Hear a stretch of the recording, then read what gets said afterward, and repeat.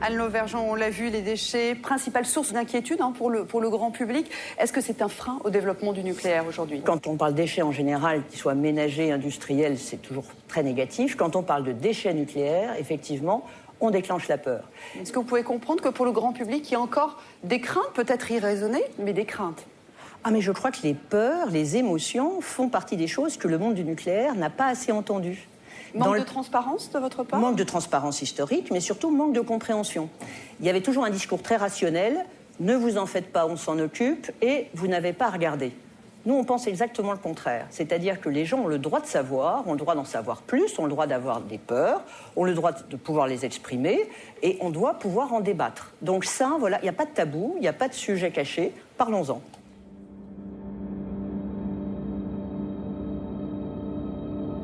Parlons-en.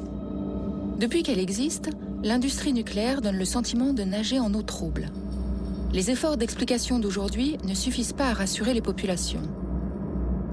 Un récent sondage de l'Union européenne révèle que les 3/4 des Européens ne croient pas ce que lui raconte l'industrie nucléaire.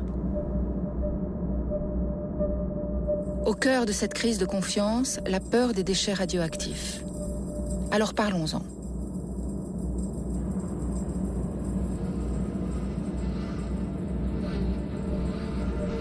Ces images, tournées en juin 2000, ont choqué l'opinion publique. Elles ont révélé le problème que posent les déchets nucléaires. Certains fonds marins sont tapissés de fûts radioactifs éventrés. Que contenait-il exactement? Les déchets les plus dangereux naissent au cœur des réacteurs nucléaires. Pour alimenter une centrale, des assemblages d'uranium, un minerai radioactif, sont placés dans le cœur du réacteur. L'uranium est le combustible d'une centrale. Dans ces assemblages, l'uranium réagit. C'est la fission nucléaire. Les atomes d'uranium projettent des particules, les neutrons, qui percutent les autres atomes et les cassent. Ils libèrent alors une très forte énergie. Les assemblages d'uranium chauffent et le réacteur fait bouillir de l'eau. Les turbines produisent alors de l'électricité. Au bout de quelques années, les assemblages sont épuisés et doivent être changés. On les retire du réacteur pour les mettre dans des piscines où ils vont refroidir plusieurs années. Ils sont devenus un déchet radioactif. À l'intérieur des assemblages, de nouveaux éléments sont apparus comme des gaz et des métaux à qui on a donné des noms parfois étranges. Le plutonium, le césium, l'américium, le krypton et bien d'autres. Leur durée de vie va de quelques fractions de secondes à plusieurs millions d'années. Ces déchets radioactifs sont dangereux et doivent être isolés. Tout ce qui entre en contact avec un élément radioactif est contaminé. Les tubes d'uranium sont donc des déchets, mais aussi tout ce qu'ils touchent, l'eau et les liquides, les bâtiments, les outils et les vêtements des travailleurs.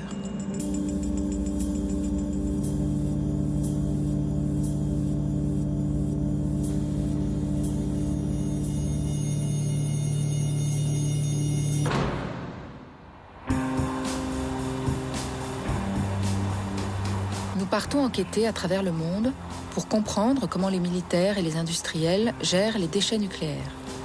Représente-t-il un risque pour les populations?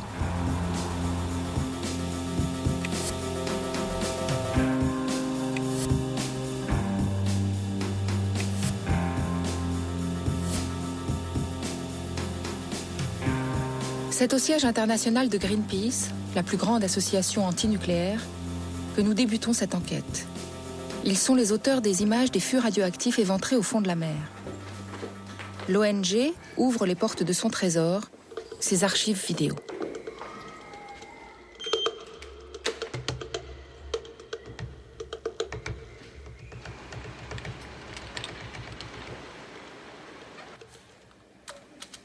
Mike Townsley a participé à toutes les campagnes contre les rejets de déchets radioactifs en mer. On est allé dans une zone très profonde de la Manche, un endroit qui s'appelle la fosse des Casquets, juste devant La Hague, entre La Hague et l'Angleterre, dans une zone de pêche, tout près des plages. Qu'avez-vous trouvé là-bas? Des fûts de déchets radioactifs rouillés, des fûts éventrés, des fûts vides. On peut voir la vie sous-marine, des poissons vifs dans les barils radioactifs. Alors la question qu'on se pose, c'est Où sont passés les déchets radioactifs? Les déchets sont dans la nature.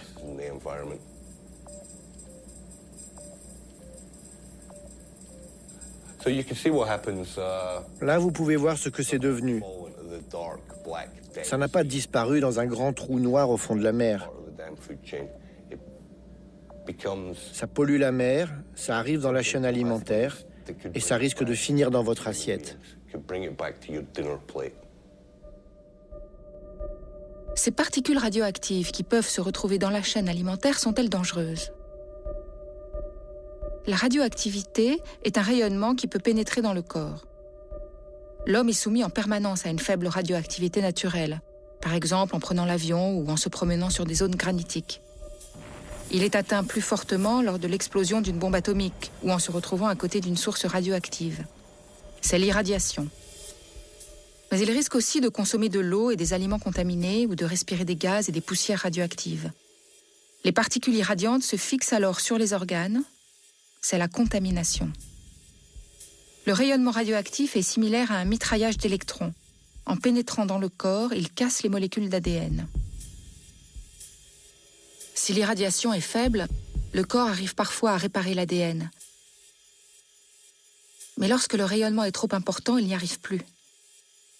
Les molécules cassées peuvent alors entraîner des maladies digestives, cardiovasculaires, ou, plus grave, des cancers ou des anomalies génétiques. Tous les rejets de particules radioactives dans l'environnement peuvent donc être nocifs. Est-ce que c'était une pratique courante à l'époque? Tout le monde le faisait. Les Anglais, les Français, les Américains, les Russes, les Japonais. Toute l'industrie nucléaire jetait ses barils de déchets radioactifs à la mer. C'était l'époque où ça n'intéressait personne. La mer était juste considérée comme la plus grande poubelle du monde.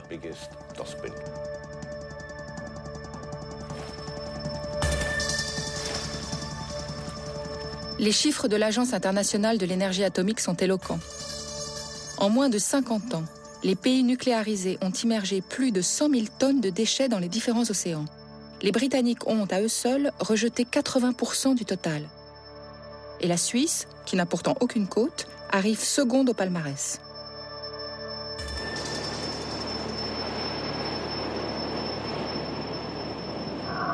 Devant le risque de pollution radioactive, de nombreux pays se sont opposés au rejet en mer, soutenant les associations environnementales.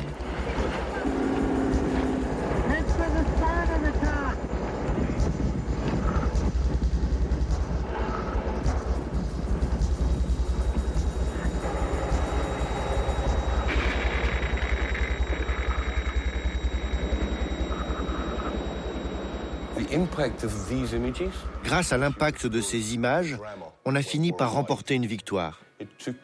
Et ça a pris encore 10 ans avant qu'on gagne définitivement la campagne. Et on a réussi à arrêter les rejets en mer de déchets radioactifs à partir de bateaux. En 1993, un traité des Nations Unies a finalement interdit l'immersion de tout déchet nucléaire. La France est la dernière à signer l'accord. Cette interdiction est une victoire pour la protection de l'environnement.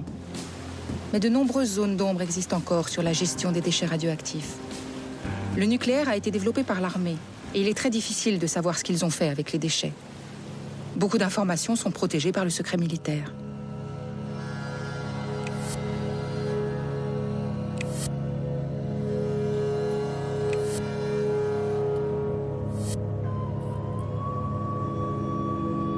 Nous partons pour le premier site nucléaire du monde, à la recherche des premiers déchets radioactifs de l'histoire.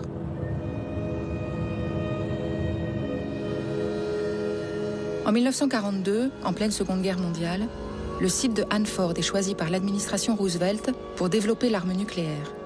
C'est le projet Manhattan. Construit en plein désert, le camp de Hanford devient une métropole de baraques et de caravanes abritant 51 000 personnes. 9 réacteurs nucléaires et 5 usines de plutonium sont fabriqués à la hâte.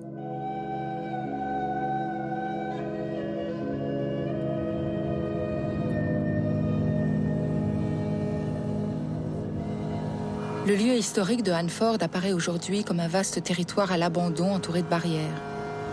La plupart des installations militaires semblent fermées. Le département de l'énergie américain, propriétaire du site de Hanford, refuse de nous laisser entrer.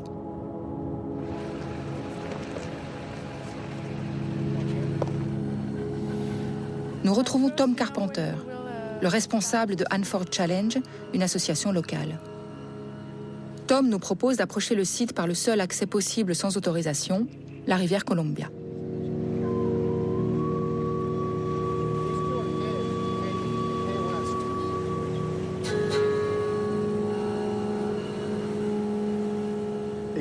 Ils ont choisi un endroit isolé. Comme ça, si jamais il y avait un problème, une explosion par exemple, elle ne tuerait pas beaucoup de personnes et la contamination ne toucherait qu'une région dont personne ne se soucie trop.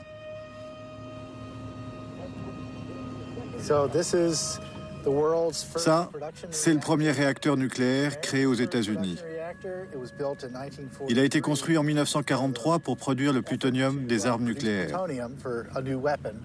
On l'appelle le réacteur B. Il a fabriqué le plutonium pour la bombe de Nagasaki.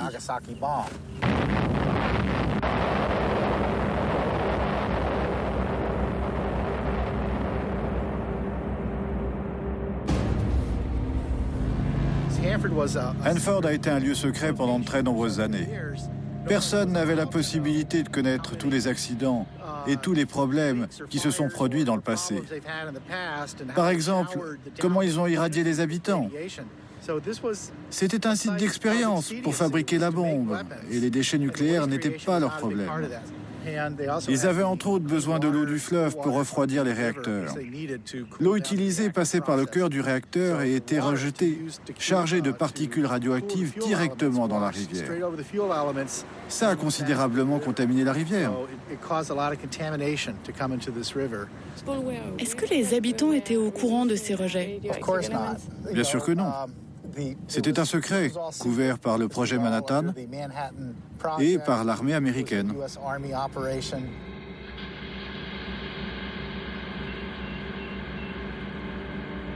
Le fond de la rivière Columbia contient encore une pellicule de sédiments radioactifs que personne ne sait enlever et qui continue à contaminer l'eau. Mais le plus choquant, c'est ce que montre cet extrait de film. À l'époque, les responsables du site laissaient les familles de Hanford profiter de la rivière sans les informer du danger qu'ils couraient.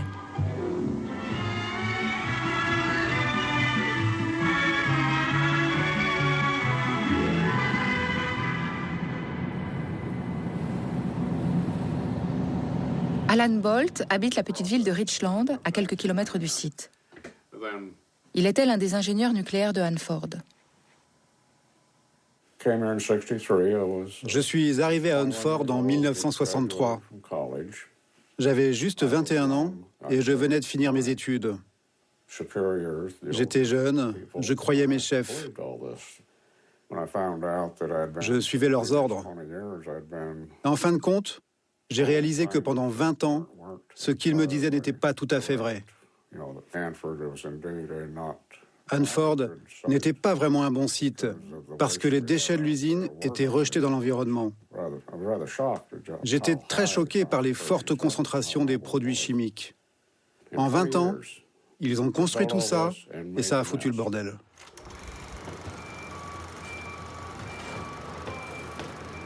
Dès 1943, pour stocker les déchets radioactifs les plus dangereux, les ingénieurs de Hanford ont fait fabriquer 170 énormes cuves de béton.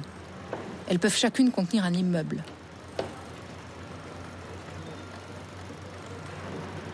Ces cuves ont ensuite été enfouies dans le sol pour réduire les risques. Cette solution de stockage devait être provisoire.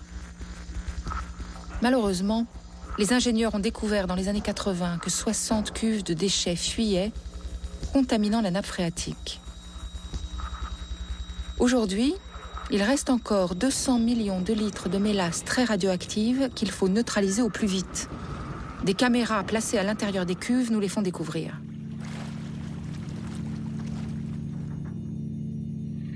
Vider les cuves est un énorme défi technologique. Une usine pour piéger les déchets dans du verre est actuellement en construction. En attendant, sous les cuves, la contamination radioactive progresse toujours. Même si on vit dans le désert et qu'il ne tombe que 15 cm de pluie par an, le peu d'eau qu'il y a pousse les déchets radioactifs vers la nappe phréatique. Donc, pour des centaines de milliers d'années à venir, les nappes phréatiques autour du site resteront toxiques. Il y a des produits chimiques qui viennent des réacteurs et qui coulent jusqu'au fleuve. Le chrome, par exemple, va affecter les bancs de saumon. Il pondent sur le sol, le chrome remonte et contamine les œufs. C'est toxique pour les alevins.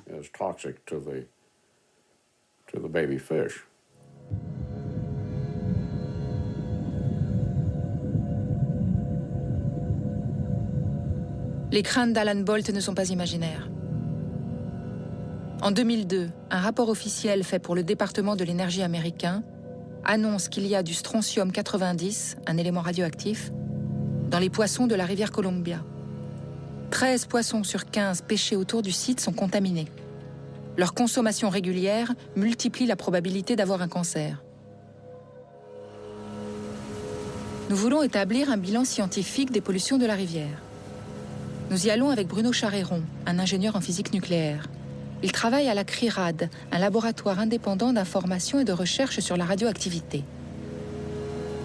Nous sommes accompagnés d'un scientifique américain, Norm Bursky. Il a déjà fait des études sur les végétaux contaminés de Hanford.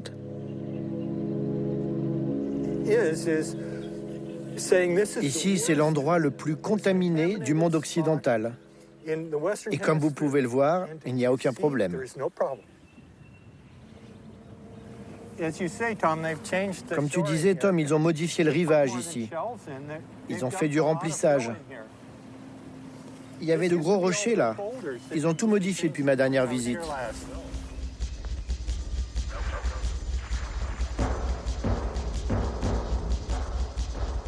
La dernière fois que Norm est venu faire des prélèvements, le département de l'énergie américain a très mal réagi. Les agents de sécurité l'ont arrêté. Aujourd'hui, les autorités semblent avoir changé de méthode.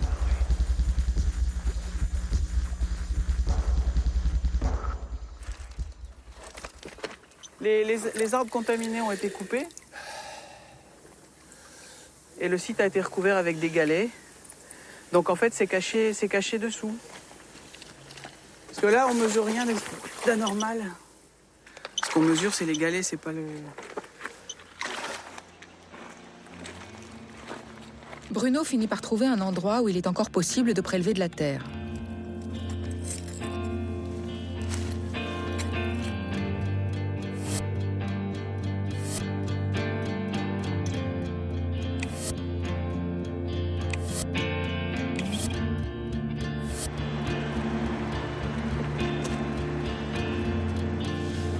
Au laboratoire de la CRIRAD, l'équipe scientifique analyse la terre et l'eau de la Columbia River.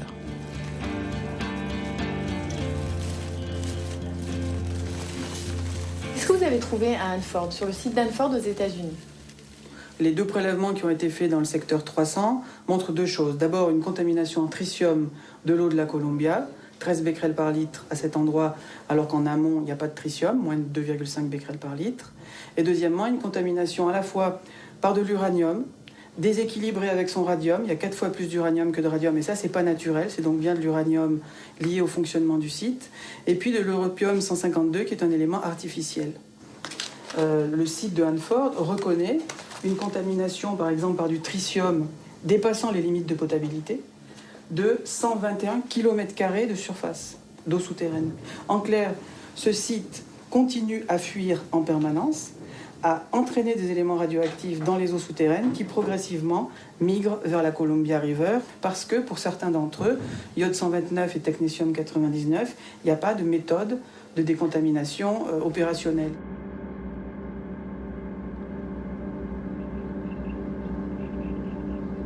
Pour rattraper les Américains dans la course aux armements, dès 1945, l'Union soviétique va fabriquer une dizaine de sites atomiques.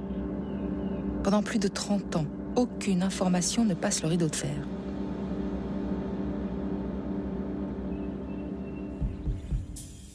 En 1976, Jorès Medvedev, un dissident soviétique, révèle qu'il y a eu un très grave accident radioactif dans l'Oural, un Tchernobyl avant l'heure.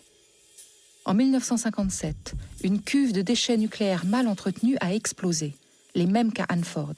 Et pendant 20 ans, personne n'a jamais rien dit. Quand Medvedev fait ces révélations, les scientifiques occidentaux refusent de le croire. Pourquoi, d'après vous, est-ce que les gens ne voulaient pas vous croire?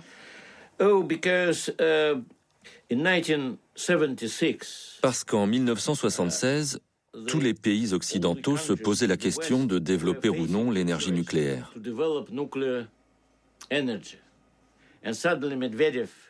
Et c'était un problème que je me mette à parler de déchets nucléaires, d'explosions, de contamination.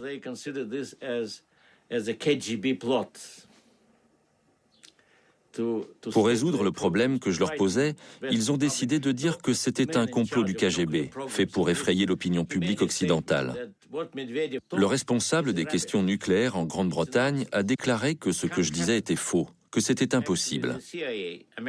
En fait, la CIA savait que c'était vrai, mais elle gardait le secret. Pourquoi? Probablement pour la même raison. Ils ne voulaient pas causer de problème à l'industrie nucléaire. On leur avait conseillé de ne rien dire. Mais le problème des déchets existe toujours. Il existe bien au Japon, en Angleterre, aux États-Unis, en France, en Russie et dans d'autres pays. Et comment ils gèrent les déchets nucléaires, ça, nous l'ignorons. Nous partons en Russie. L'accident nucléaire de 1957 a eu lieu dans l'Oural, dans la région de Tcheliabinsk. Les informations précises sur cette explosion sont rares, et pour cause. Caché par la CIA, les Russes et toute l'industrie nucléaire, cet accident a révélé que les déchets radioactifs n'étaient pas seulement polluants, mais aussi explosifs. Le site nucléaire de Mayak est depuis 1946 le lieu de production des bombes atomiques russes. Le jumeau du site américain de Hanford. C'est une ville fermée, interdite aux étrangers. Pendant longtemps, elle ne figurait même pas sur les cartes et avait différents noms de code. La cuve de déchets qui a explosé en 1957 était à proximité de cette ville secrète. Ce lieu reste inaccessible.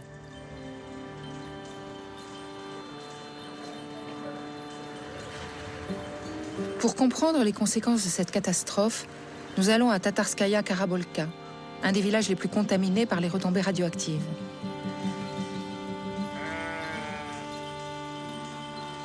Gulshara Ismagilova avait 12 ans le jour de l'accident.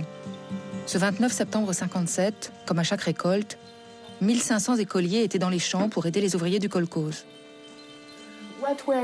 Qu'est-ce qu'on vous a dit à ce moment-là? Voilà comment ça s'est passé. Le 29, toute notre école était dans les champs. Soudain, vers 16 heures, on a entendu une explosion très forte. Tous les vieux, tous ceux qui avaient connu la guerre, ont pensé qu'une nouvelle guerre éclatait, car l'explosion a été si forte que la terre a tremblé. Alors, on a vu du côté du village de Karabolka le ciel devenir noir, comme s'il était sale. Ensuite, ça a rempli complètement le ciel.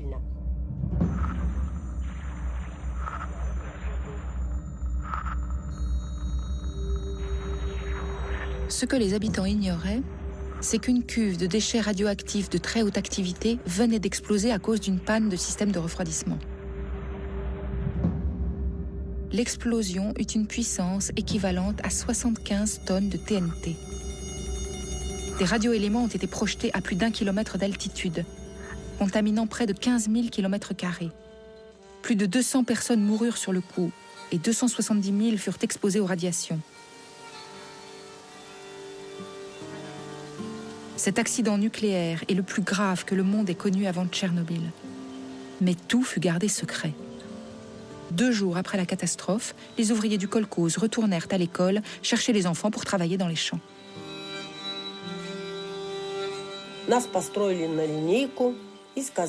Ils nous ont fait nous mettre en rang et nous ont dit que le kolkhoz avait à nouveau besoin de notre aide pour la récolte.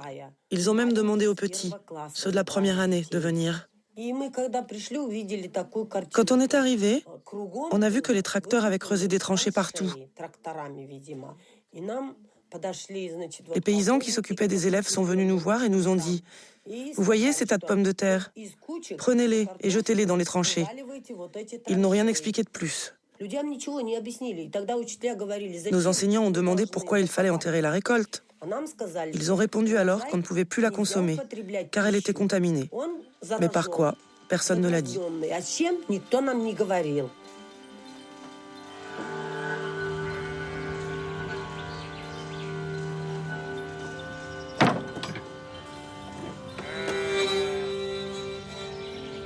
Nous n'arrivons pas à obtenir un bilan précis de la catastrophe. Des études existent, mais rien ne prouve leur fiabilité. Et aucun registre de cancer public ne nous permet de connaître l'impact sanitaire sur les habitants des villages. La région reste très marquée par l'accident et 800 km² de territoire contaminé sont fermés. Le site de Mayak et ses activités restent secrets.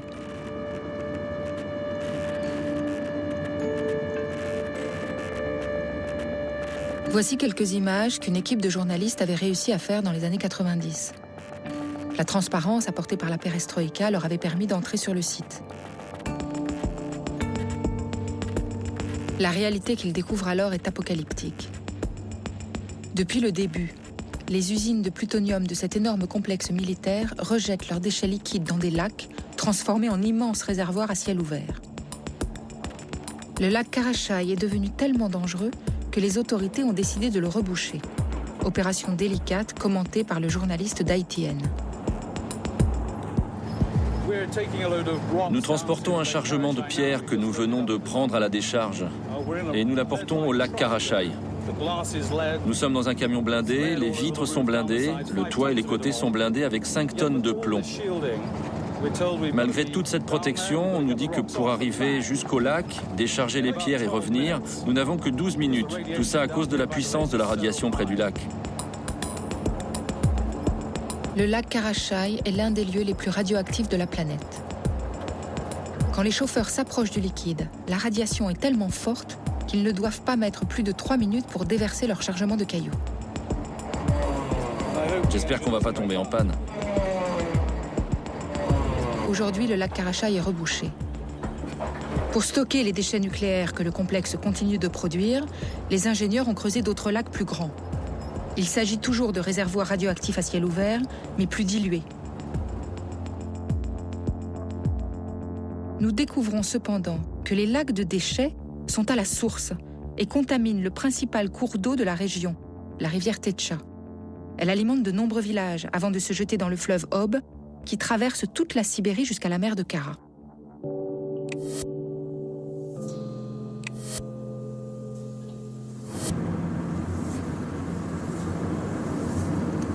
Muslimovo est le premier village situé le long de la rivière. Pour enquêter sur la contamination de la région par les déchets radioactifs, nous y allons avec Christian Courbon, un scientifique du laboratoire de la CRIRAD.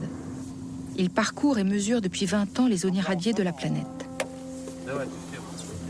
Sur la route, nous croisons la rivière Tetcha. Christian veut faire une première mesure.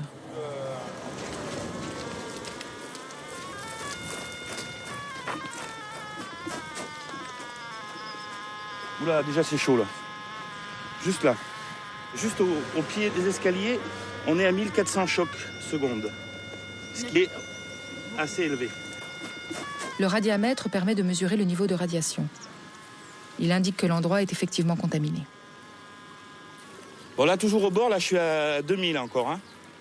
Lisière de l'eau, 2004, 2006, 2008, 3000, 4000, 5000... C'est complètement pourri, là. Là, c'est hallucinant. 5000 chocs secondes, c'est 50 fois le niveau de radioactivité naturelle.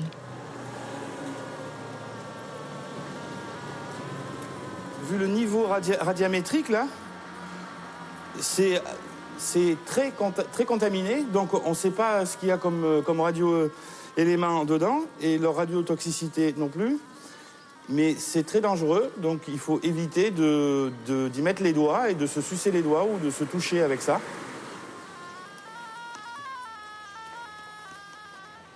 Là, je suis monté à 16 000. 16 000 chocs. C'est énorme.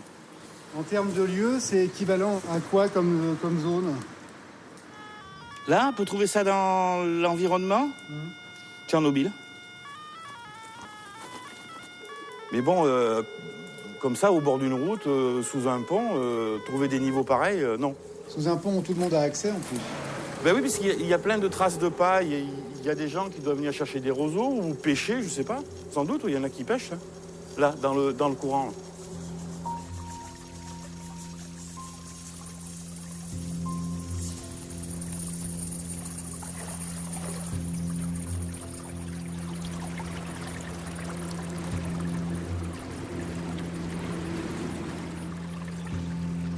L'accès de cette rivière devrait être fermé.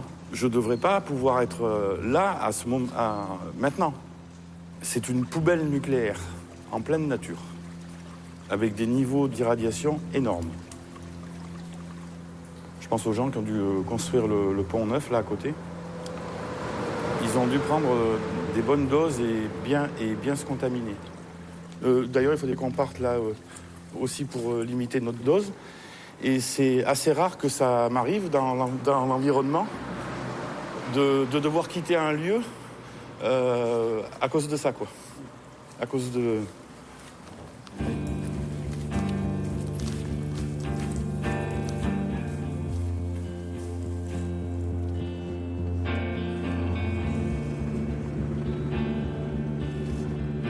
La rivière est contaminée depuis 50 ans. Le gouvernement a déjà fait évacuer de nombreux villages. Muslimovo est le dernier. Les maisons y sont détruites une à une. Seules quelques familles vivent encore au milieu des ruines.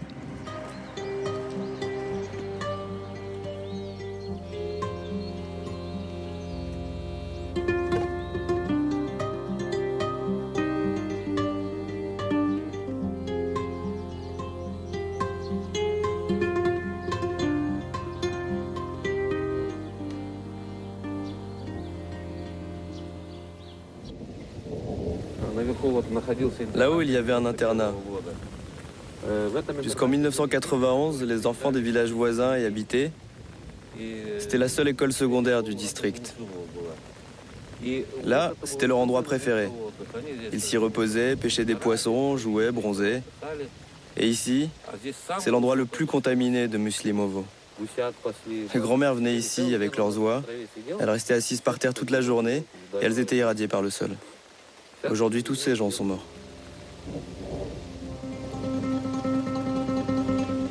Comment les autorités ont-elles pu laisser les enfants et tous les habitants du village sans les informer des dangers? L'internat a fermé et en 1993, le gouvernement de Boris Eltsine a décidé de dire la vérité. L'époque était à l'ouverture et au changement. La Russie avait des envies de transparence, oubliées depuis. Alexei Yablokov est un homme politique russe. Membre de l'Académie des sciences, il était le conseiller du président Eltsine sur les questions d'écologie. À l'époque soviétique, tout ce qui était lié au nucléaire était secret. La catastrophe de Tchernobyl en 1986 a été l'une des causes de la politique de transparence de Gorbatchev. Le Parti communiste a reconnu qu'on ne pouvait plus vivre dans une société où tout était caché. C'était dangereux, il fallait révéler certains secrets. L'industrie nucléaire a commencé à dire la vérité. Entre autres, Mayak était une entreprise secrète. Personne ne savait ce qui se passait là-bas. Les accidents ont été totalement cachés. On savait, grâce à certaines rumeurs, qu'il y avait là-bas des choses graves tenues secrètes. Les catastrophes de Mayak ont eu un impact sur la vie de dizaines de milliers de personnes. Alors nous avons commencé à en parler. Eltsine est arrivé au pouvoir sur cette vague de démocratisation. Il a vraiment été obligé de révéler les problèmes. Après la chute d'un régime politique, il y a toujours une courte période où le gouvernement dit la vérité. C'est ce qui s'est passé en Russie entre 91 et 95. Après, ça s'est à nouveau refermé.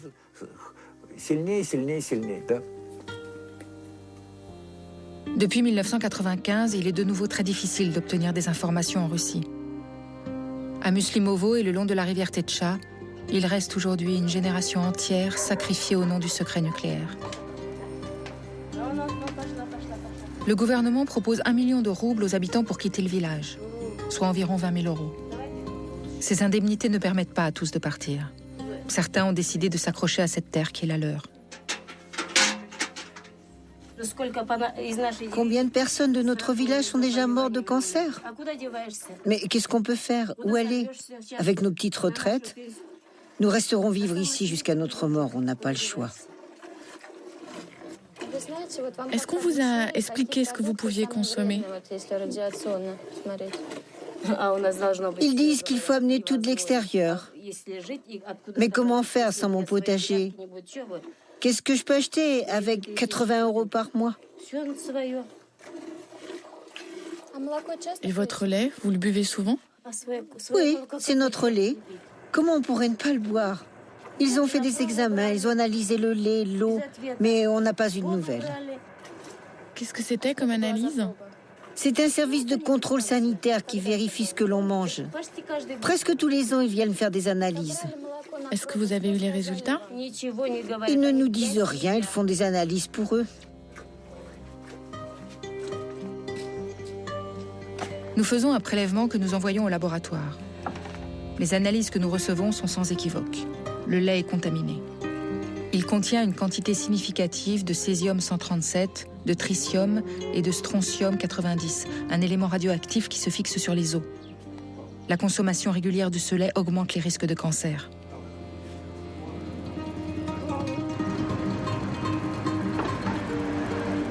À Tcheliabinsk, la grande ville voisine, se trouve le FIP, l'hôpital spécialisé dans le nucléaire qui analyse le lait et où la population passe régulièrement des examens, sans jamais connaître les résultats.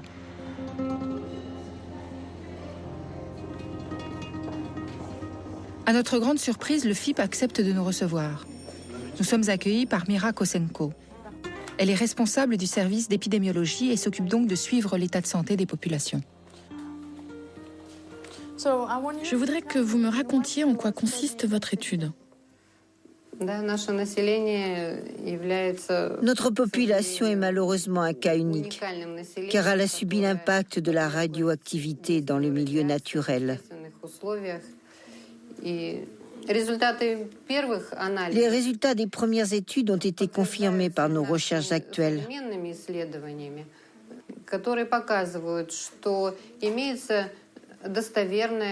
Elle montre qu'il y a une relation évidente entre la dose d'irradiation reçue et le taux de cancer, ainsi que la mortalité due à ces cancers.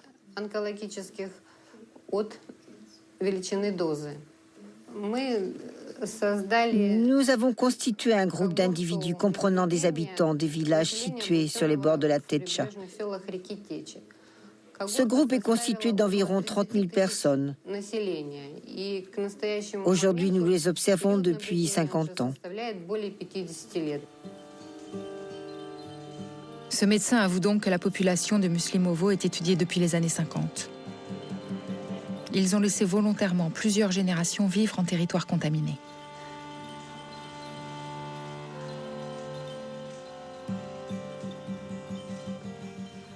Les habitants de Muslimovo n'ont pas d'autre choix que de venir ici, chercher un maigre espoir de guérison. Ils nous utilisent comme des cobayes. Ils ont érigé un monument à Kourtchatov, et nous, il ne nous reste que des croix. Tous les jours, il y a des funérailles chez nous à Muslimovo. Nous avons 5 ou 6 cimetières qui sont déjà pleins.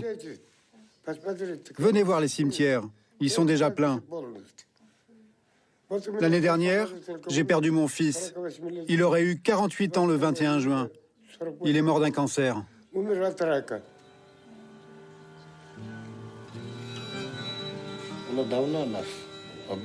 Il aurait fallu nous prévenir depuis longtemps. Et puis nous déplacer. Nous vivons là-bas comme des cobayes. C'est peut-être pour ça qu'ils nous laissent vivre là-bas. C'est notre destin.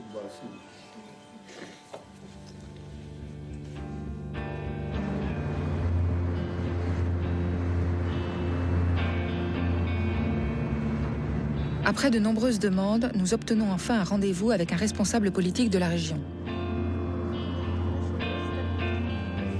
Svetlana Kostina est adjointe du ministre de la Sécurité nucléaire de la province de Tcheliabinsk.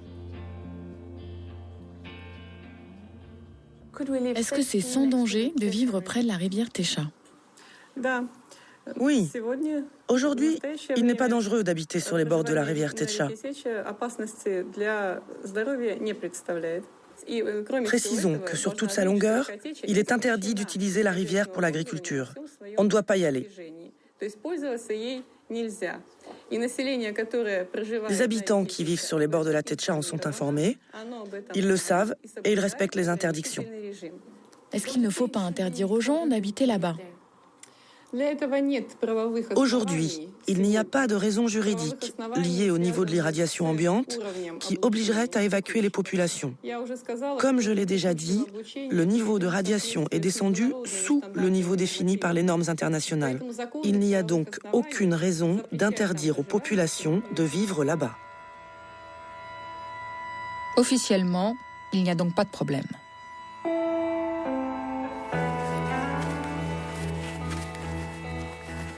Dans Muslimovo, les bords de la rivière Techa sont interdits d'accès. Mais les mesures de protection sont faibles. Les animaux et les habitants l'utilisent toujours. 75 fois plus que le rayonnement naturel. Avant de quitter la Russie, nous profitons de la nuit pour faire une expédition un peu spéciale.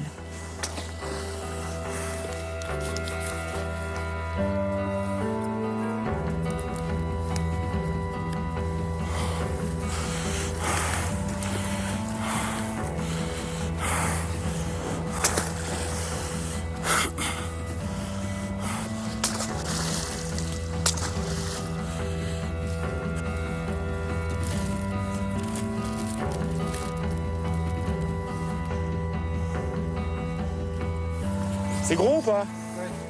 Ouais. Super.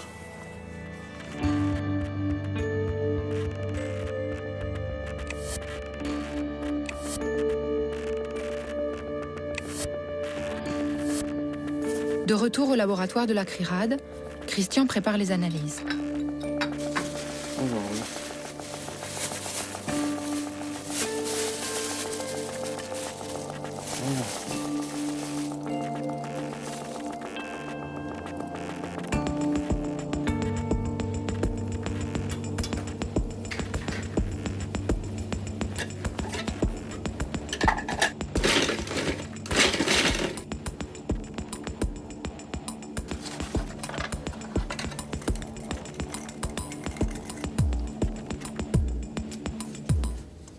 Donc ça, c'est la terre que tu as prise sous le pont. Hein. Ça, c'est la terre de berge T1, sous le pont de la route M5. Bon, on va faire un premier comptage tout de suite et puis on l'affinera dans les jours qui viennent. Voilà. Donc c'était un T1. Ok. Les échantillons sont placés dans une chaîne de comptage. Merci. Elle va mesurer leur niveau de radioactivité et détecter la présence de certains radioéléments.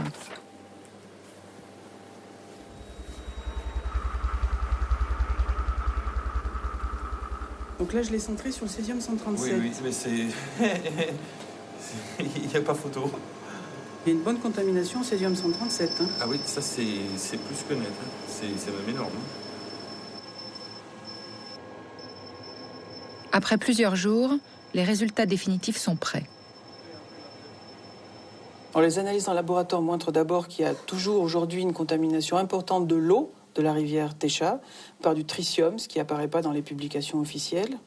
Deuxièmement, cette contamination de l'eau a induit et continue à induire une forte accumulation, en particulier de césium 137 dans les terres des berges, avec des concentrations en césium qui transforment vraiment ces terres en déchets radioactifs. On a mesuré jusqu'à 180 000 becquerels par kilo dans la terre prélevée au niveau du pont. Et donc, évidemment, des doses de radiation pour les populations qui marchent sur ces sols qui sont importantes. Ensuite, puisqu'il y a une contamination de l'eau, des sols, il y a ensuite transfert vers la chaîne alimentaire, contamination des poissons. On a mesuré plus de 600 becquerels par kilo sec dans les poissons prélevés à Muslimovo. Contamination du lait, 24 becquerels par kilo en césium-137, ce qui fait que la population qui vit à Muslimovo, à la fois par la radiation qui émane des terres au bord de la Techa, par la contamination de la chaîne alimentaire, eh bien, elle est exposée à des doses qui sont tout à fait importantes. Vous allez dire que Muslimovo est un village contaminé? On peut vraiment se poser la question de savoir comment se fait-il que Muslimovo, aujourd'hui, ne soit pas évacué. Quelques jours plus tard, des analyses complémentaires montrent que les sédiments de la rivière Techa sont contaminés de manière importante par les radioéléments les plus toxiques, le plutonium 239 et 240. Le niveau atteint plus de 2200 becquerels par kilo, alors qu'il devrait être de 0. Le plutonium est l'explosif d'une bombe atomique. Militaires ou civils, les usines nucléaires ont tout un point commun. Elles produisent obligatoirement des déchets radioactifs, qu'elles rejettent en partie dans l'environnement.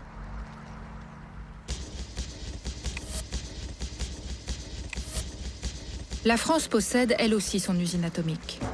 L'usine de retraitement des déchets de La Hague est du même type que celle de Mayak.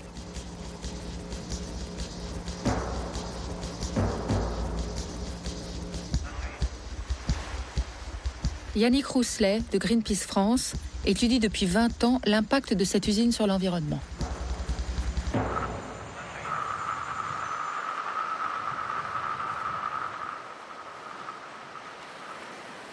Ouais, donc là, en fait, on se trouve juste dans l'alignement de la sortie du tuyau de rejet radioactif, donc qui vient de l'usine Cogema de La Hague. Donc juste derrière moi, il y a l'usine Cogema.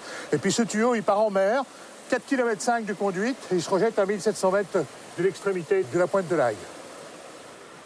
Ici, en dessous, là, on a l'équivalent de 33 millions de fûts de 200 litres de déchets nucléaires qui, tous les ans, passent ici à travers donc ce tuyau et sont rejetés en mer. Si ces produits étaient conditionnés dans les fûts, depuis 1993, il serait formellement interdit de les rejeter.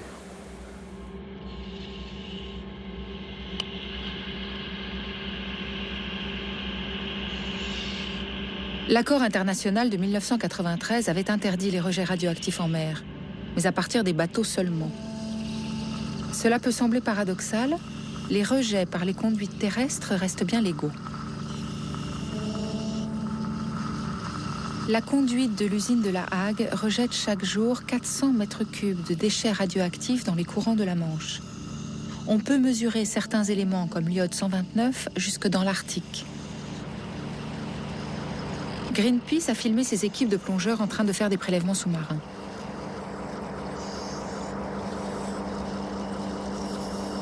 Les analyses réalisées au laboratoire de la CRIRAD montrent que certains fonds marins sont devenus de véritables déchets radioactifs. Cette conduite rejette césium, cobalt et autres éléments que l'on retrouve ensuite dans toute la chaîne alimentaire, dans les algues, les crustacés, les mollusques.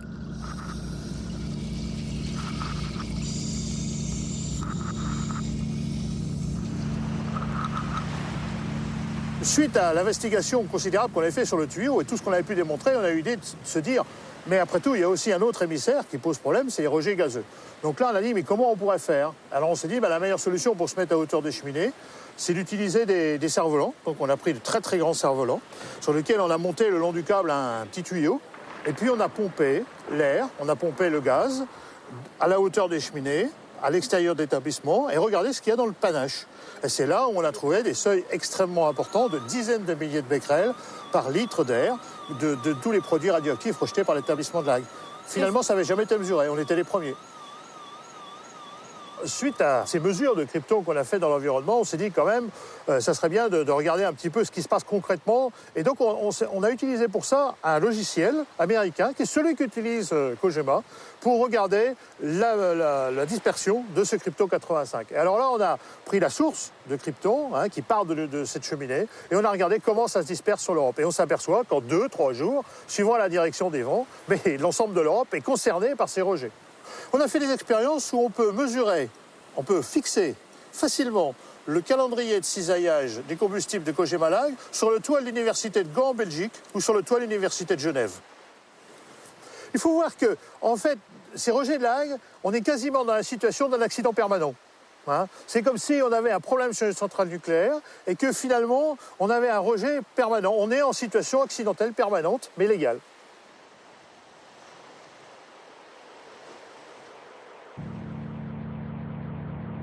Les prélèvements faits autour de l'usine de La Hague ont été analysés par Bruno Charéron du laboratoire de la CRIRAD.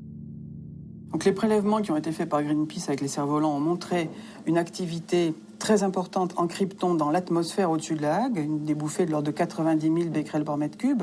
Et comme ces bouffées interviennent chaque fois qu'il y a de la dissolution, autrement dit en permanence durant les heures ouvrables, le fonctionnement de l'usine, il y a en moyenne des niveaux de krypton qui peuvent être, selon les mesures d'ailleurs d'Areva aujourd'hui, de l'ordre de 1000 becquerels par mètre cube, en permanence, en moyenne annuelle, dans certains villages autour de La Hague. Autrement dit, les gens autour de La Hague respirent en permanence du krypton radioactif, en clair de l'air radioactif. L'usine de La Hague est vraiment une des installations du monde qui a les autorisations les plus importantes. Si on regarde par exemple la quantité de krypton qui a été rejetée par l'ensemble de tous les essais d'armes nucléaires, les 500 essais atmosphériques d'armes nucléaires, c'est de cet ordre de grandeur. On voit que l'usine de La Hague, en une seule année, par exemple en 99, a rejeté dans l'atmosphère plus de krypton-85 que toutes les explosions atomiques qui ont été faites pendant des décennies par l'homme. Et comme la période de ce gaz est de 10 ans, il s'accumule progressivement dans l'atmosphère. On le voit par exemple sur ce graphique.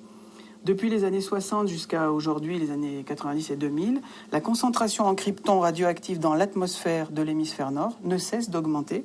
Et ça, c'est dû au rejet des installations de retraitement, dont évidemment La Hague.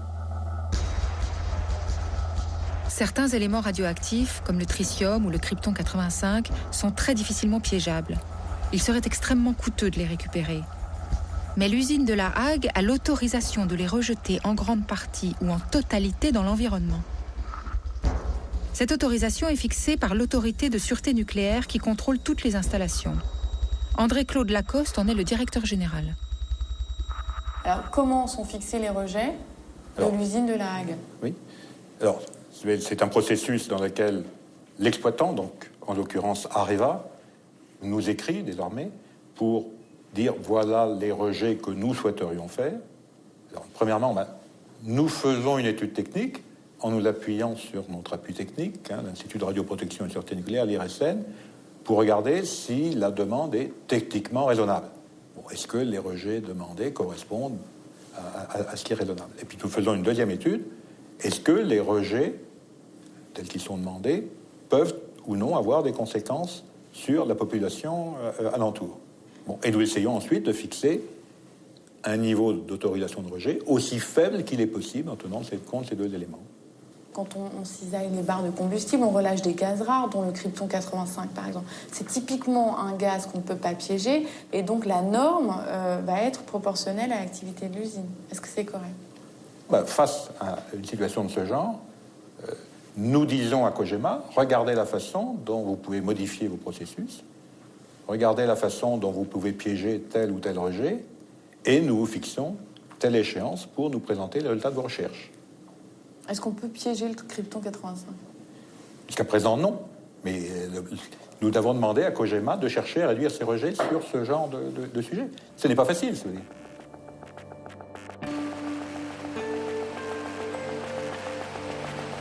L'usine de La Hague a sa propre équipe qui fait des prélèvements et contrôle ses retombées radioactives. Nous rencontrons son responsable, accompagné du directeur de la communication du site. Est-ce que les rejets de l'usine contaminent l'environnement ? Non, je ne parlerai pas de contamination. Nos seuils de mesure sont tels que on détecte la radioactivité naturelle. Et donc, nous sommes dans le bruit de fond de la radioactivité naturelle. Donc, si on ne parle pas de contamination, on parle de quoi ?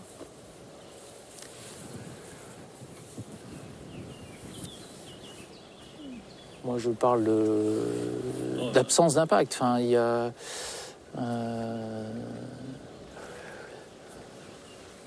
on va la refaire, là, parce que je... Le responsable de la communication de l'usine intervient. La question, c'est est-ce que l'environnement est contaminé, quoi ? Voilà. Oui. Donc, l'environnement, il n'est pas contaminé. Non, il n'est pas contaminé. Il n'est pas contaminé. Vous avez des traces, vous avez des traces, on trouve des traces dans l'environnement. Il n'y a pas de contamination. On comprend la gêne de ces employés d'Areva. Depuis la naissance de l'usine, on leur demande un exercice de communication impossible. Ils doivent reconnaître que cette exploitation rejette des déchets radioactifs dans l'environnement sans avoir le droit d'employer le mot contamination. Il y a seulement des traces.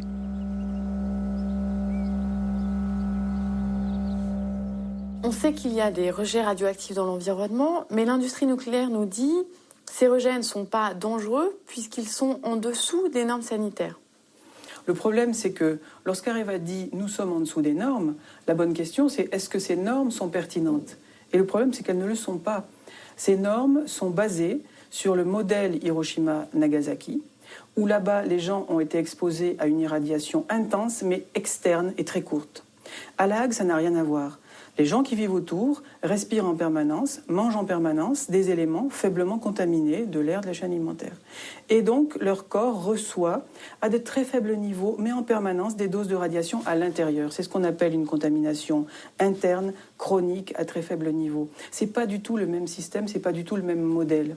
Et on l'a bien vu, par exemple, à Tchernobyl. En se basant sur ce modèle d'Hiroshima et Nagasaki, les scientifiques avaient dit, autour de Tchernobyl, on ne constatera jamais d'augmentation de cancer, c'est pas possible. Et puis au bout de 5 ans, ils se sont aperçus qu'il y avait une épidémie massive de cancer de la thyroïde chez les très jeunes enfants. Et ils ont été obligés de reconnaître que le modèle était faux. Eh bien, autour des installations nucléaires, c'est le même problème. On applique un modèle de risque qui n'est pas représentatif. Donc il y a bien autour de La Hague un impact de contamination de l'environnement et il est très probable que ça conduise à un impact sanitaire. Et c'est pourquoi utiliser ce modèle pour prédire le nombre de gens qui auront un cancer autour de La Hague, c'est une absurdité scientifique.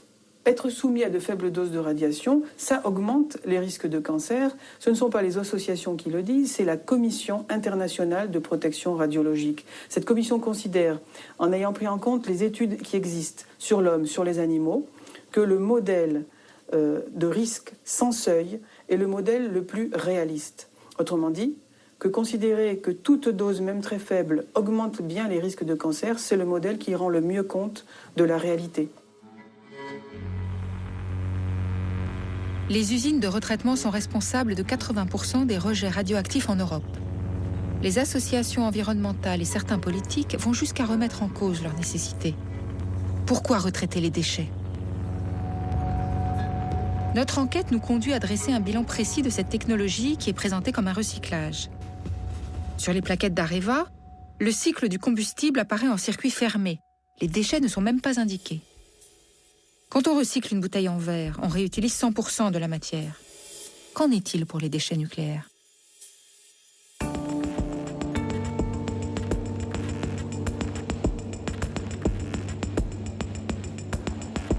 Le groupe Areva joue la transparence et nous permet de visiter l'usine de La Hague avec Éric Blanc, son directeur.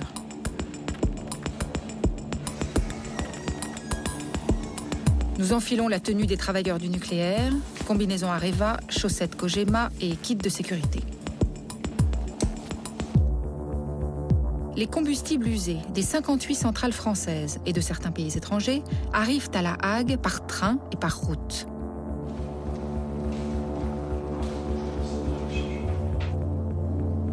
Ils sont ensuite déchargés dans des enceintes totalement hermétiques par des robots. Tout contact avec le combustible serait mortel. Voilà, donc là on va s'approcher de la cellule de déchargement elle-même. C'est cette cellule qu'on aperçoit à travers le hublot blindé ici. On aperçoit le pont de déchargement dont la pince est en train de descendre sur la tête de l'élément combustible. Et on va voir l'élément combustible lui-même qui va être soulevé. Après le déchargement, les combustibles sont placés dans des piscines en attendant d'être retraités. Ils doivent encore refroidir et perdre de leur activité.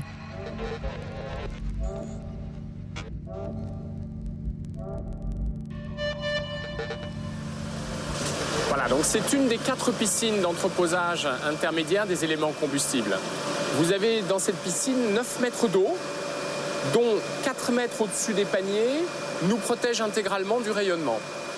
L'eau en elle-même, elle est contaminée par les poussières qui viennent des réacteurs. Et l'eau est filtrée en permanence par les pompes que vous voyez le long des bassins. Combien de temps est-ce que les combustibles sont entreposés en fait ? On estime qu'en moyenne, si je fais une moyenne, on les entrepose 5 années. La France a retraité des déchets étrangers, européens et japonais. Mais aujourd'hui, c'est essentiellement les 1400 tonnes de combustible français qui arrivent ici chaque année. Quand ils quittent les piscines, ils sont cisaillés et dissous dans un bain d'acide nitrique. Ce procédé permet de séparer les différentes matières présentes dans les barres. Il reste à la fin 95% d'uranium, 1% de plutonium et 4% de déchets ultimes. La visite de cette usine démontre que le retraitement ne fait donc pas du tout disparaître la radioactivité comme beaucoup le pensent, mais il la concentre dans des déchets ultimes. Ils sont extrêmement dangereux car ils contiennent à eux seuls 99% de cette radioactivité. Ils sont coulés dans du verre fondu. Les containers de verre sont entreposés à La Hague dans des puits ventilés. Nous avons l'autorisation de les visiter. Si on prend l'exemple d'un réacteur de 1000 MW, ce réacteur va produire chaque année 20 tonnes de combustible usé. Et nous allons produire à partir de ces 20 tonnes de combustible entre 15 et 20 conteneurs de verre. Donc quelque part, un réacteur va fournir en termes de déchets de haute activité l'équivalent de cette surface au sol. Et si on transforme ça en parc nucléaire français, tout ce que la France consomme comme électricité nucléaire, 80%, eh bien, va générer chaque année uniquement cette surface en termes de déchets de haute activité. La surface des containers vitrifiés est effectivement faible. Mais certains de ces déchets de haute activité vont rester très dangereux pendant plusieurs centaines de milliers d'années.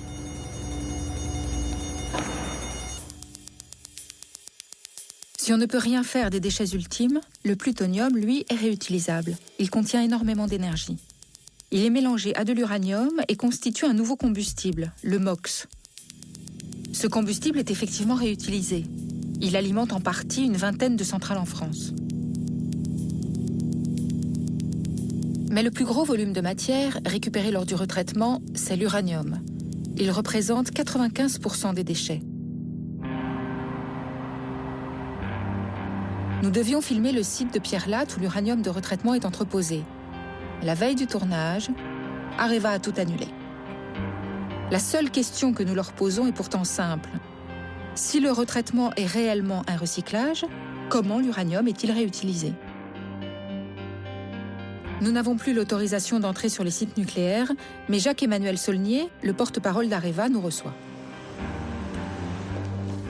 Que devient l'uranium de retraitement d'EDF ? Alors l'uranium de retraitement, il est entreposé sur le site de Pierre-Latte.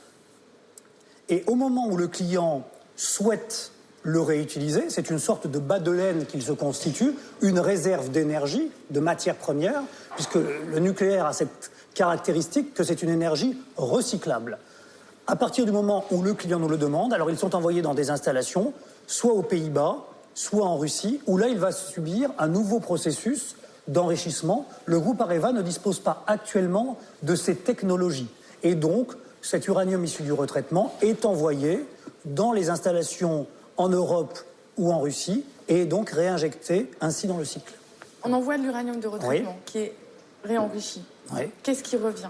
Alors ça, il faut que vous posiez la question aux clients, puisque nous transposons chez eux, à leur destinataire, à leur demande, la matière pour qu'elle soit à nouveau enrichie et qu'ensuite elle soit transformée en combustible. Elle reste leur propriété. Il faut aller leur demander leur taux d'utilisation et la manière dont ils vont le réutiliser derrière. Le client en question, c'est EDF. L'uranium français part donc en Russie. Mais nous n'en saurons pas plus, ni de la part d'Areva, ni de celle d'EDF. Que devient exactement l'uranium de retraitement français ? Nous décidons de retourner en Russie.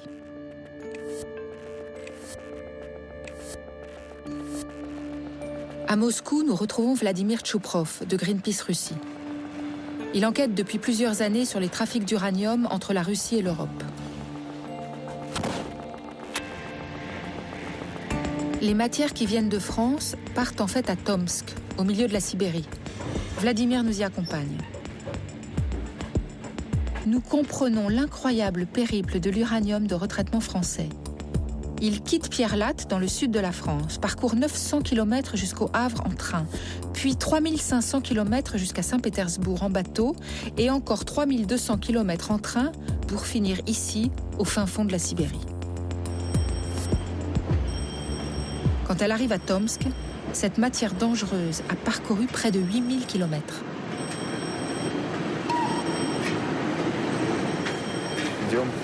Alexis Toropov est le contact de Vladimir à Tomsk. Il lui fournit toutes les informations sur les activités de la région. Il me semble que par là, il y a... Attention, ne parle pas trop fort, il ne faut pas que les cheminots nous repèrent et entendent ce qu'on dit.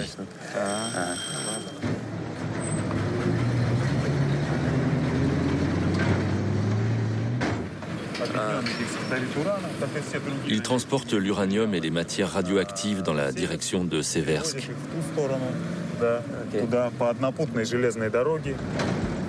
Les transports d'uranium ne s'arrêtent pas à Tomsk. Ils ne font que traverser la ville et se rendent à quelques kilomètres de là, dans le complexe nucléaire de Tomsk 7.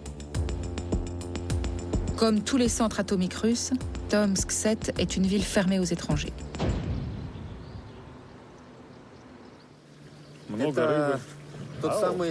Alors c'est ça la ville secrète de Tomsk 7. Oui, on l'appelle aussi Seversk. Combien a-t-elle d'habitants? 125 000 environ. Elle est bien protégée. Oui. La ville secrète de Seversk et le complexe nucléaire sont entièrement entourés de barbelés.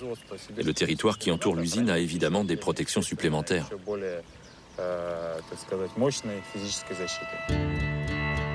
Derrière ces barrières infranchissables, l'uranium de retraitement français est enrichi, mais nous ne pourrons pas le voir. La Russie a accepté de faire ce travail depuis les années 90. L'enrichissement permet de fabriquer du nouveau combustible pour les centrales. À cette époque, le pays en faillite n'avait plus les moyens d'entretenir ses installations nucléaires ni de payer son personnel. L'État et l'industrie nucléaire avaient donc proposé aux pays étrangers d'importer leur combustible irradié.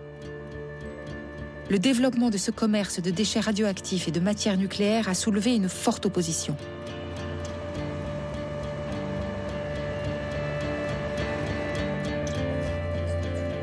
Alexandre Deff est député de la Douma de Tomsk. Quel est le pouvoir des hommes politiques par rapport à l'importation des déchets? Nous ne pouvons qu'en discuter sans prendre aucune décision. Je suis député à l'Assemblée législative locale et même pour nous, les députés, tout est couvert par le secret. Notre seule source d'information est le communiqué de presse officiel des autorités régionales. Qu'est-ce que vous en pensez?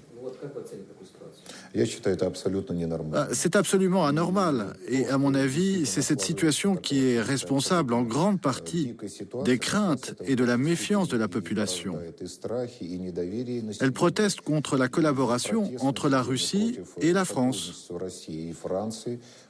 Car à cause de tous ces secrets, beaucoup d'habitants de Tomsk sont persuadés que la France envoie ici ces déchets radioactifs pour les enterrer.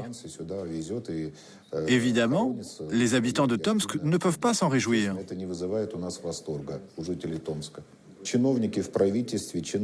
Les fonctionnaires du gouvernement et de l'industrie nucléaire doivent toucher des sommes très importantes pour l'importation de ces déchets radioactifs. Je pense que c'est une grave erreur et que la Russie ne doit pas signer de tels contrats.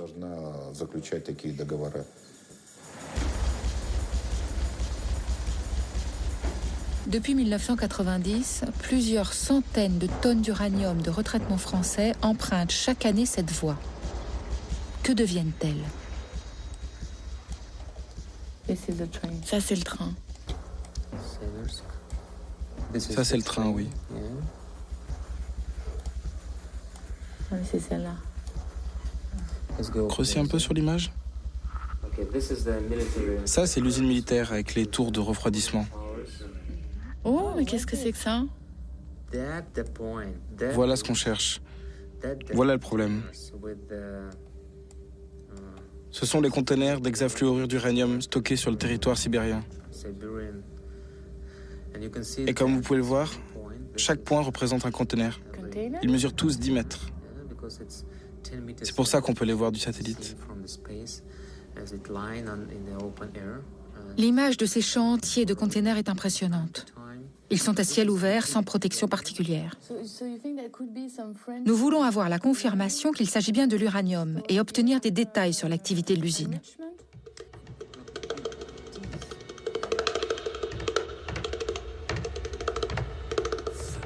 Des journalistes français sont ici. Ce sont des journalistes de la télévision franco-allemande. Alexis, notre guide, essaie de convaincre des responsables et des officiels de nous rencontrer. Французские журналисты, Пятый канал, французско-германский канал. Не вас, да, интервьюируют Юрий Герасимович. Они будут, знаете, что, Юрий Герасимович, то есть их...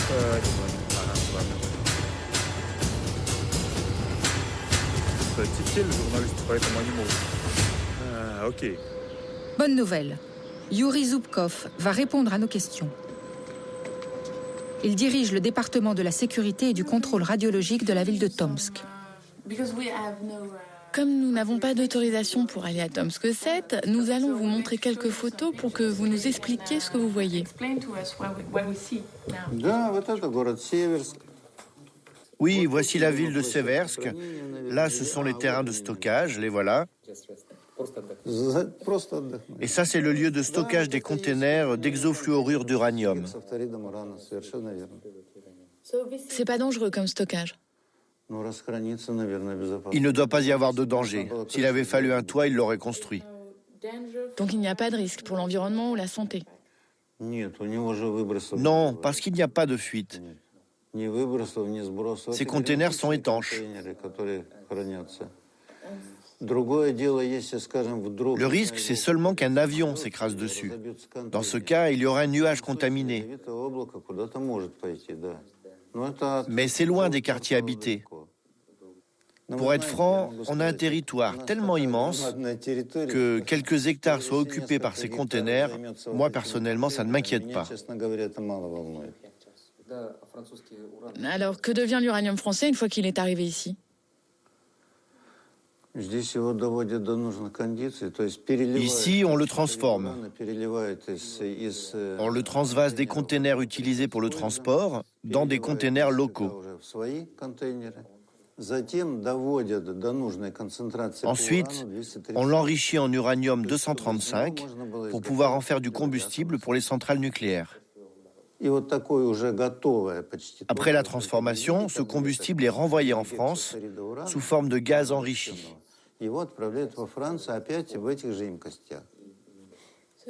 Ça veut dire que la totalité de l'uranium qui arrive de France retourne là-bas?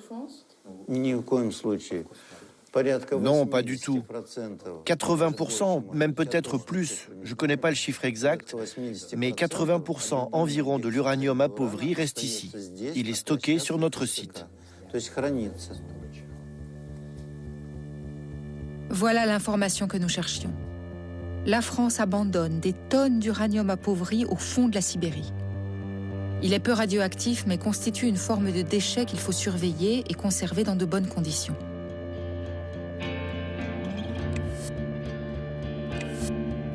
De retour en France, nous sollicitons de nouveau EDF. Ils finissent par confirmer l'information découverte en Russie. Les tels d'uranium, c'est-à-dire la matière qui reste après enrichissement, est laissée en Sibérie et devient la propriété des Russes. Elle représente 90% de la matière. Cette nouvelle donnée change le bilan du recyclage. Lors de l'enrichissement de l'uranium, 90% de celui-ci n'est pas réutilisé. Après calcul, le retraitement des déchets ne permet donc de recycler que 10% de la matière. On est très loin des 96% annoncés par Areva, qui utilise ce chiffre pour présenter l'énergie nucléaire comme une énergie recyclable. Ce faible taux de recyclage se fait en plus au prix de transports dangereux, de pollution et de rejets radioactifs dans l'environnement. Le choix du retraitement est donc discutable.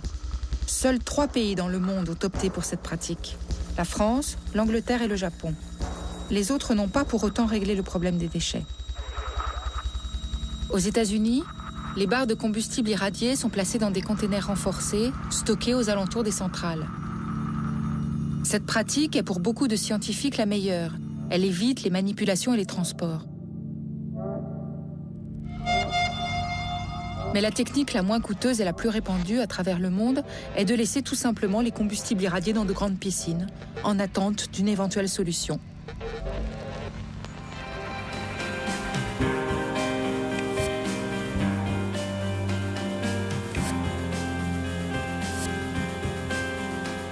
Bob Alvarez a travaillé à Washington, au Sénat, comme enquêteur sur les sites nucléaires. Ancien conseiller énergie de Bill Clinton, il a étudié les risques du stockage en piscine. Eh bien, mes collègues et moi, nous avons écrit un rapport en 2003 dans lequel nous étudions les documents des 25 dernières années concernant la sécurité des déchets radioactifs. Nous avons poussé la logique à l'extrême pour imaginer ce qui arriverait en cas d'acte terroriste.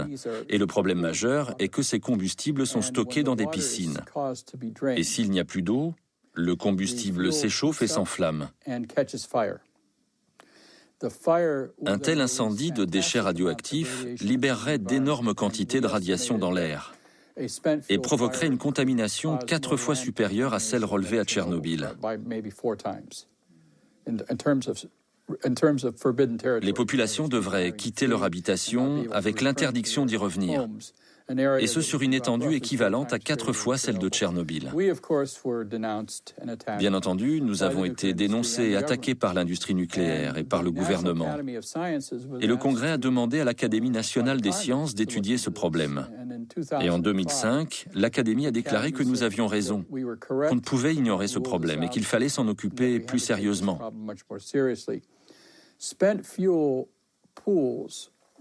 Les piscines de déchets radioactifs ont été reconnues par l'Allemagne et la Suisse comme un risque inacceptable à cause du danger de crash aériens ou d'actes terroristes. L'Allemagne en particulier a placé ces déchets dans des lieux de stockage à sec. Des containers en béton sont placés dans les flancs des collines. Et s'ils ne peuvent pas être stockés dans les flancs des collines, ils les stockent dans des bâtiments en béton très épais.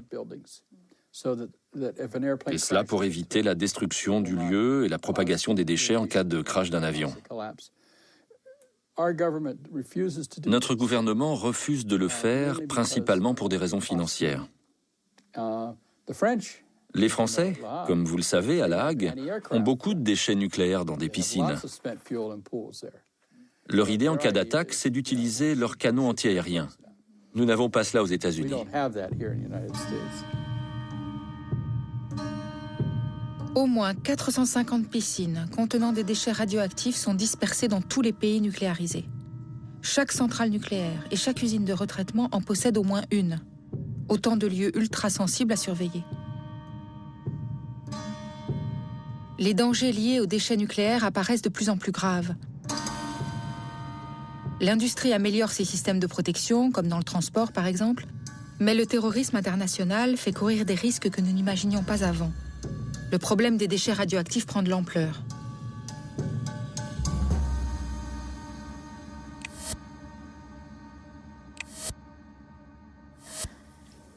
Corinne Lepage a été ministre de l'Environnement en France.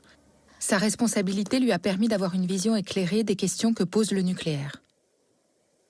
On est parti sur cette technologie en faisant un pari, c'est celui de savoir traiter les déchets. Ce pari, il a été lancé dans les années 70, nous sommes en 2010 bientôt, et le pari n'est pas gagné 40 ans plus tard. On n'a pas trouvé de solution pour les déchets. Le traitement des déchets, cela pourrait être effectivement la réutilisation massive du déchet nucléaire, ce n'est pas le cas avec le MOX, ou ça pourrait être un instrument permettant d'incinérer les déchets nucléaires, ça n'existe pas. Et donc, pour l'instant, on est collé avec ça. Alors, c'est pour ça que ce n'est pas une filière durable, au sens auquel on entend aujourd'hui les filières durables. Et en ce qui concerne le nucléaire, il y a une religion, je dirais en France, partagée par l'essentiel de la classe politique de droite et de gauche. Et aujourd'hui alimentée par la question du changement climatique sur le fait que le nucléaire va nous sauver. Donc c'est quasiment religieux, vous voyez, et donc c'est très très difficile, même sans, encore une fois, moi je ne fais pas partie des antinucléaires de base. Je ne suis pas a priori contre la technologie nucléaire, je pense qu'elle pose beaucoup de problèmes. Je ne suis pas sûre qu'elle soit économiquement rentable. Mais ce dont je suis sûre, c'est qu'elle est à l'origine de beaucoup des maux MAUX de la société française, du fait de l'opacité du secret dans lequel le système s'est enferré, qui a débordé sur plein d'autres choses, parce qu'il fallait cacher le fait que c'était fait pour le nucléaire. Et deuxièmement, c'est à l'origine d'une partie de nos difficultés économiques actuelles, dans la mesure où le fait que nous ayons tout misé sur le nucléaire a fait qu'on n'a pas développé les énergies renouvelables, l'efficacité énergétique, les nouveaux matériaux, etc., et que notre industrie est en retard. Même si le choix du nucléaire est remis en cause, il échappe aux populations. Il lui a été imposé depuis ses débuts. Mais qui décide vraiment de ces orientations qui entraînent tout un pays pour des décennies? Qui détient le pouvoir nucléaire en France? Michael Schneider est analyste international sur les questions d'énergie et de nucléaire. La politique énergétique en France est inventée et développée sous la responsabilité du corps des mines, et non pas des politiques. Le corps des mines, c'est quoi? C'est l'élite de l'élite du système français des écoles d'ingénieurs. C'est-à-dire, c'est la première douzaine qui sort de l'école polytechnique, plus une star de l'école normale supérieure ou d'autres écoles, mais moins de 20 par an.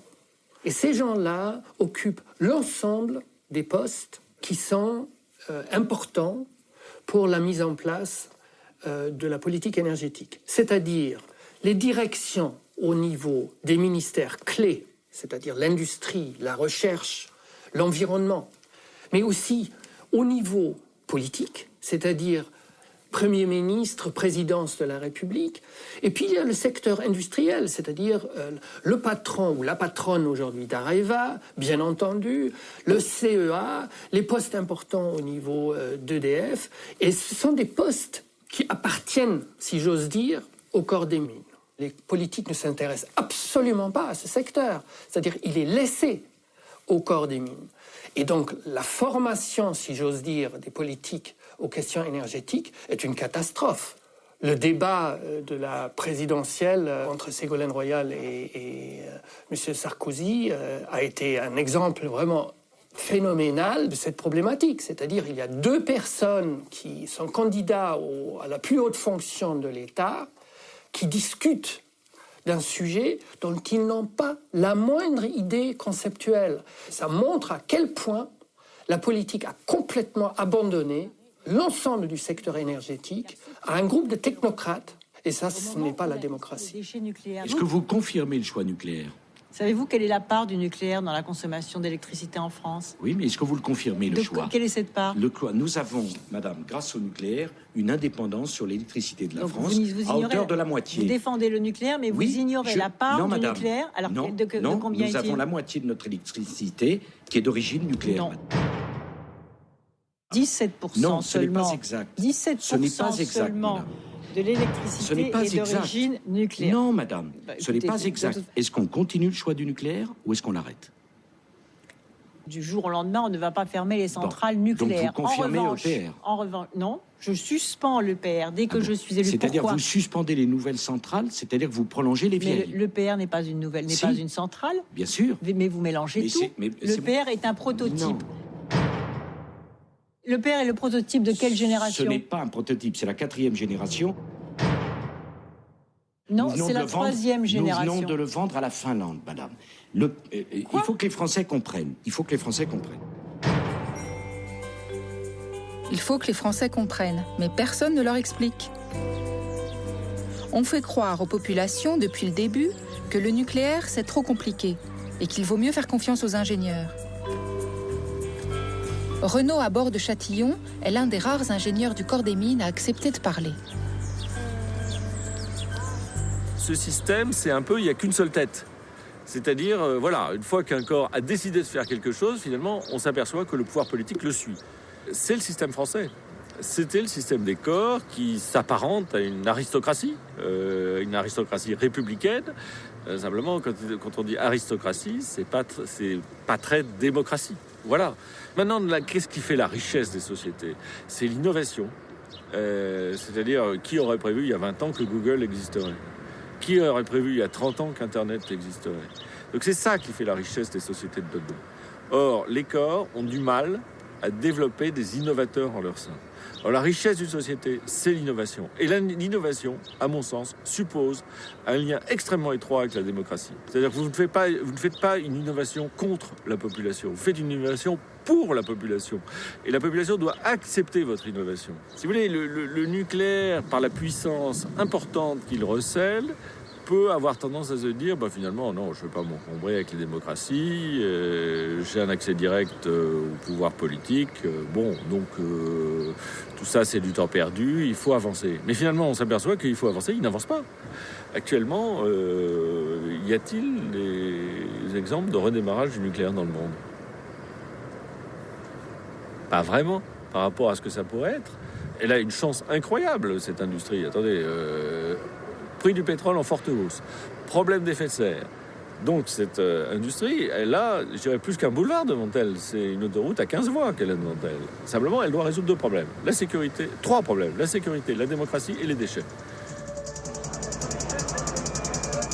L'histoire montre que les populations ont été systématiquement désinformées. Dans tous les pays nucléarisés, le secret qui entoure le nucléaire a soulevé des vagues de contestation. Les mouvements d'opposition ont réclamé plus de démocratie. Après des décennies de confrontation à travers le monde, certains États comme l'Allemagne, la Belgique et l'Italie ont décidé de tenir compte de la volonté de leur population. Ils ont déclenché de grands débats qui ont abouti à la sortie du nucléaire. Le 14 juin 2000, le chancelier allemand Gerhard Schröder fait une annonce qui marquera l'histoire. Le pays va progressivement arrêter sa production d'électricité nucléaire. Wir haben uns darauf geeinigt, dass rund 2500 Terawatt aus den verbleibenden Kernkraftwerken produziert werden. Ich will nicht herumreden, das entspricht einer Laufzeit von 32 Jahren. Das liegt also oberhalb dessen, was die Bundesregierung bereit war, zunächst zuzugestehen. Aber wie das in Verhandlungen so ist, muss man sich aufeinander zubewegen. Das liegt unterhalb dessen, was die Wünsche der Industrie waren. Aber ich halte das für einen außerordentlich vernünftigen Kompromiss.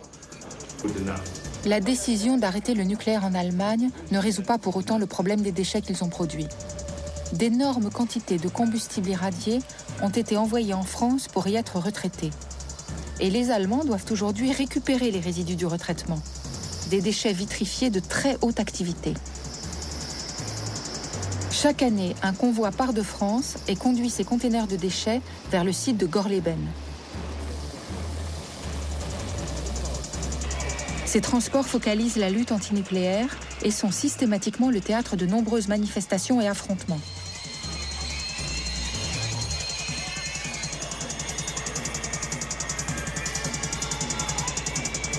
Certains trains ont dû être protégés par plus de 15 000 policiers. Ces manifestations très spectaculaires sont en fait le reflet des inquiétudes de la population face au nucléaire. La décision d'arrêter le nucléaire en Allemagne est fragile et risque d'être remise en cause à chaque grande élection. La peur que créent les déchets radioactifs pèse lourd. L'industrie nucléaire doit proposer une solution pour regagner la confiance des populations.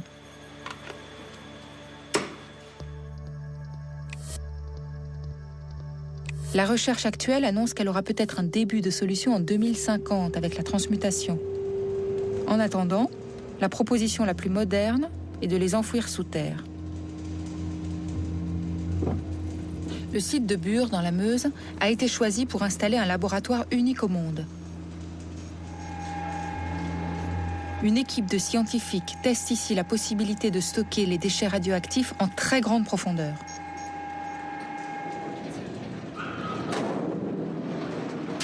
Voilà, on y va. C'est parti. Voilà, donc on va descendre à 490 mètres. C'est au milieu de la couche d'argile que l'on étudie. Cette couche d'argile se situe entre moins 422 et moins 552 mètres. Actuellement, Jacques Delay, le chef du service scientifique du laboratoire, et Marc-Antoine Martin, responsable de la communication, nous font visiter les lieux. Actuellement, il doit y avoir 30-35 personnes.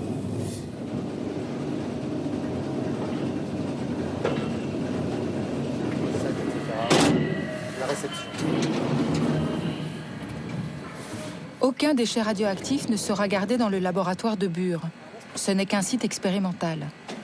Si les recherches sont concluantes, un vrai site de stockage définitif sera creusé dans les environs. Ce laboratoire se trouve au milieu d'une énorme bulle d'argile choisie pour son caractère imperméable. On va installer dans cette couche géologique des déchets nucléaires. Donc on va stocker les déchets nucléaires de haute activité vie longue et de moyenne activité vie longue. Donc des déchets fortement radioactifs? Les déchets les plus radioactifs. Alors ce que l'on étudie ici, ce sont en fait les propriétés de confinement de la roche pour confiner sur de très longues périodes, dizaines de milliers, centaines de milliers d'années, la radioactivité. Pourquoi? Parce que ces déchets sont dangereux? Ce sont évidemment des déchets très dangereux. Et au bout de certain nombre de milliers d'années, les colis de déchets seront soumis à une dégradation. Et donc, il faut que la roche assure un confinement de tous les produits radioactifs de façon à ce qu'ils restent confinés le temps de la décroissance radioactive. Le béton, l'inox et le verre qui enferment la radioactivité finiront par disparaître. Les déchets seront relâchés et traverseront lentement la couche d'argile pour remonter à la surface. Les déchets seront dangereux au moins 200 000 ans. Ils ne doivent pas ressortir dans la nature avant. Les calculs des ingénieurs et leurs choix sont d'une importance capitale pour l'avenir. Dans 100 ou 200 ans, les galeries contenant les déchets seront certainement rebouchées. Il ne sera alors plus possible de faire marche arrière. Alors il faut bien voir que donc, le stockage, s'il est construit dans les années 2025-2030, a environ 70 ans à un siècle d'exploitation. Au bout de cette phase d'exploitation, 70 ans, un siècle, eh bien, ce site sera surveillé pendant peut-être encore 200 ans derrière. Au-delà, s'il peut continuer à être surveillé, il sera surveillé, mais il est possible que la mémoire soit perdue. Et donc il est important que le stockage en lui-même soit sûr, de sorte que même si la mémoire était perdue, eh bien, il ne puisse pas arriver quelque chose de dommageable. On peut imaginer qu'un jour, quelqu'un fasse de l'archéologie et redécouvre ces fûts? C'est une bonne question. On a eu cette question de la mémoire qui est venue souvent de la part du public. Et on a eu deux opinions qui sont apparues un peu spontanément dans les débats. Des gens qui ont dit non, le stockage, il faut absolument qu'on le marque en surface par des œuvres gigantesques, peut-être par de l'art, parce que l'art, on le préserve, on s'en souvient, c'est beau, par des pyramides, des choses comme ça. Et comme ça, les hommes du futur se souviendront que là, il y a un stockage. Et puis il y a eu d'autres opinions, des gens dans la foule, qui ont dit mais non, au contraire, il faut banaliser, parce que si on laisse une trace, et si on ne l'oublie pas, alors l'homme du futur sera aussi curieux que nous et il y aura un archéologue du futur qui va se précipiter pour aller chercher le stockage. Alors après, ça c'est presque de la poésie, j'ai envie de dire. On est dans la science-fiction. Toujours est-il que là, chacun peut avoir tort ou a raison. Ça, je donne rendez-vous dans 100 000 ans pour le savoir. Mais dans tous les cas, on en revient à cette question de la mémoire ou de la confiance. Est-ce qu'il faut mieux faire confiance à l'homme, à la société, pour gérer les déchets ou à la géologie? C'est aussi ça la logique du stockage. Aller chercher de la stabilité en profondeur, quoi qu'il advienne en surface.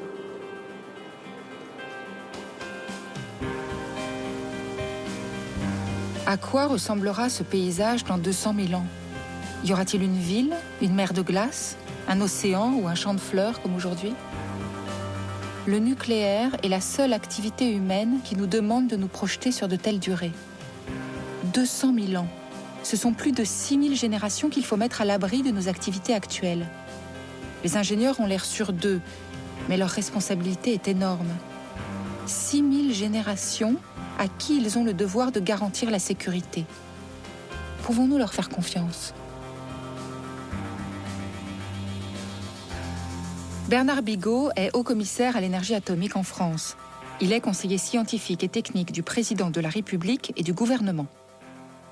Lorsque les constructeurs de cathédrales ont empilé les premières pierres pour construire les édifices que nous bénéficions aujourd'hui, ils n'ont pas construit la cathédrale pour qu'effectivement, à la fin de leur vie, ils la voient réduite en poussière. Ils avaient confiance dans la qualité des matériaux qu'ils utilisaient et la capacité que ceux-ci traversent le temps. Eh bien, c'est la même chose sur les déchets nucléaires. À l'échelle de temps humaine, on est capable de prendre des dispositions qui garantissent sur le très long terme le parfait confinement et la parfaite gestion des déchets nucléaires. Comment est-ce que vous pouvez être aussi sûr de ça? Lorsqu'on traite les déchets nucléaires, il y a un mot qui pour moi est extrêmement important, c'est confiance. Si on ne fait confiance à rien, ni aux lois de la physique, ni, entre guillemets, au sens de la responsabilité des décideurs politiques, des scientifiques, des industriels, il est clair qu'il n'y a rien de possible.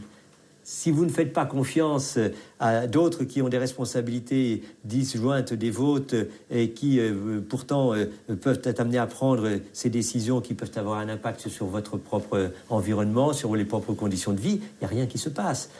Écrire l'avenir s'impose de faire confiance.